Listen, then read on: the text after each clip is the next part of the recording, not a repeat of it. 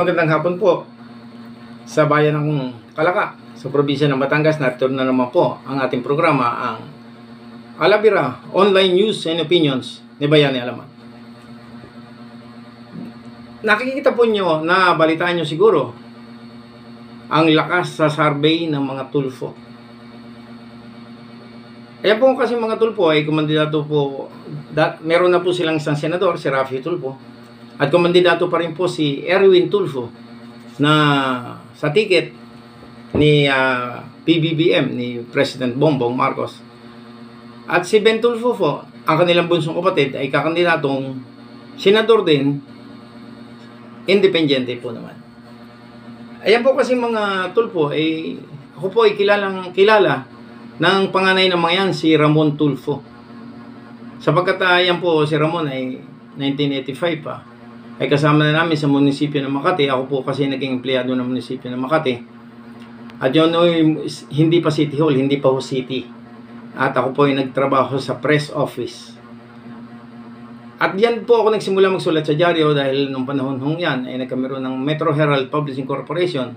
At ako po ay isa sa nagsulat. Kaya si Ramon Tulfo po ay lagi namin kasama ni Danny Hernandez, yung pong aking naging boss. Yung po kasi ay yung hard-hitting columnist ng mga newspapers na pinatay, binaril po noong June 3, 1997, kung babalitaan nyo po. Ganyan po kadikit si Danny Hernandez at saka si Ramon Tulfo. Katunayan, yung birth date nila pareho ay November 22, 1942. Ganyan sila ka-close. Tapos si Erwin Tulfo po naman ay nakasama ko sa Tonight. Pag yan po ay tumatawag sa Tonight, sa People's Journal, sa People's Tonight, at itinatanong ang kolum, ako po ang nag-aayos ng kaniyang mga kolum para maipadala po sa editor. At si Ben Tulfo po naman ay kaya malapit din dahil yan po naman ay nakasama ng aking kumpare, ng aking kasama sa lahat ng trabaho sa Maynila, si Emil Carrion na Channel 4. Siya po ang nag-produce ng bitag na programa ni Ben Tulfo. Kaya yan ho, malalapit naman ho. Ay kaya nga ho siguro sa aking informasyon, sa aking nakikita, kaya sila malakas. Ay ang gusto ng mga Pilipino, yung matapang. Ito po kasi mga Tulfo, sa may katungkulang man sa gobyerno o pribado, basta nalaman ng mga yan na may illegal activities ka, ay diretsang sinasabihan ka ng hindi maganda. Mumurahin ka talaga. Ganyan ho sila. Kaya siguro, diyan sila sumikat, diyan sila nakilala ng Pilipino, at ang mga Pilipino pala, ang hilig ay ang mga ganyang macho. Matapang, hindi yung katulad ng ibang nanungkulan, naging opisyal ng gobyerno, na walang nangyari. Kaya katulad mo ngayon, ang daming kandidatong mga artista na naman. Ay bakit ba ang mga artista pampelikula lang?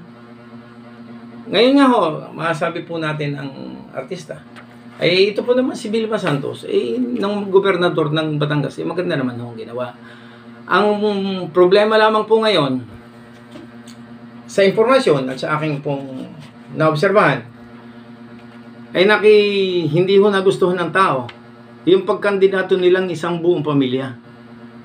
Ang Pacquiawan Pacquiawan ay kumandidatong gobernador. Ang running mate ang kanyang anak, si Luis Manzano na vice governor. Tapos yung pong isang anak nila ay kakandidatong congressman sa Lone District ng Lipa City. Ay ang kanilang ama, si Ralph Recto, ay finance secretary ni PBBM. Ay di kanila na lahat. Ay yung pong lakas kasi ni Vilma Santos talaga, at ako po na may taga Batangas, ay medyo ang aking narinig ay humina. Sapagkat bakit naman Pacquiawan? Bakit naman sila kumandidatong isang buong pamilya? Kung anong dahilan, dapat sabihin na nila. Ang narinig ko pong dahilan ay nasabi raw ni Vilma na para mas mabilis ang trabaho. Ay maganda kung ganon. Mas mabilis ang trabaho, walang kukontra. Maganda kung ganon. Pero ang basa ko ng mamamayang Batanggenyo ay hindi naman ganon.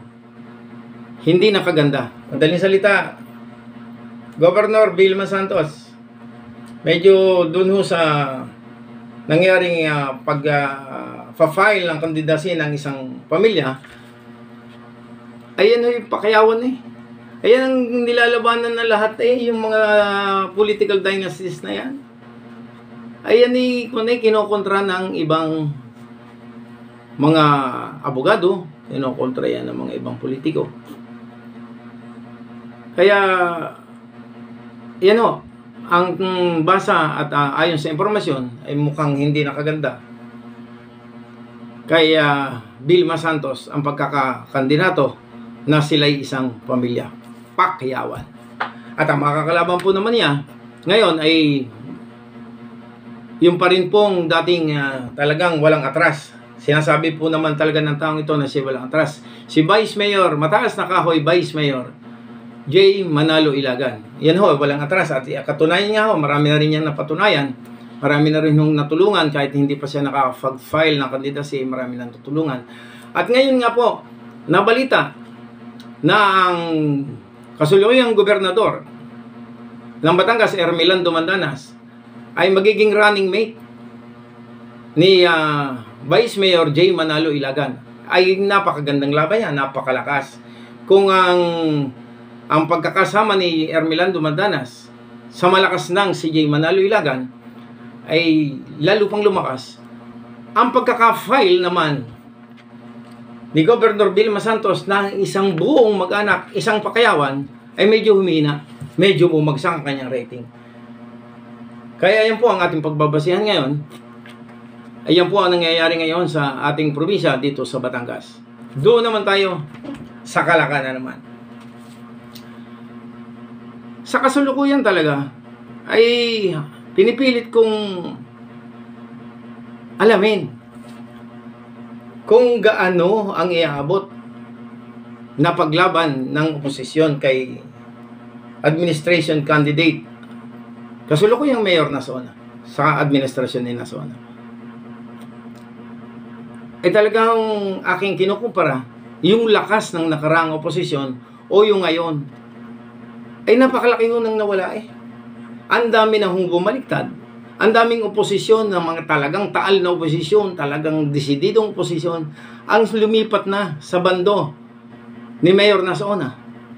Nawala pa ho yung isang mabait na tao, na isang malakas na oposisyon, maraming tao, nadala yung nung si Piping Gatdula. Ay saan pa kukuha ng boto ang oposisyon?